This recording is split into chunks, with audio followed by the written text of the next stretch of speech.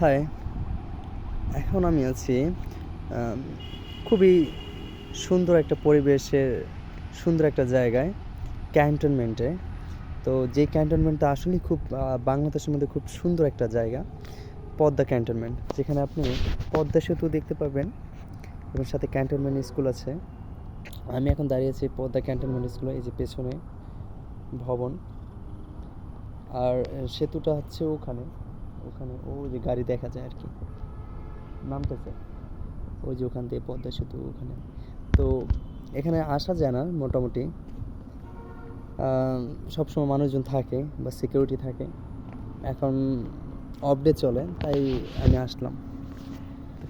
ক্যান্টনমেন্টের মধ্যে আসলে এই জায়গাগুলো খুব সুন্দর থাকে, পরিষ্কার পরিচ্ছন্ন, এই জন্য খুব ভালো লাগে।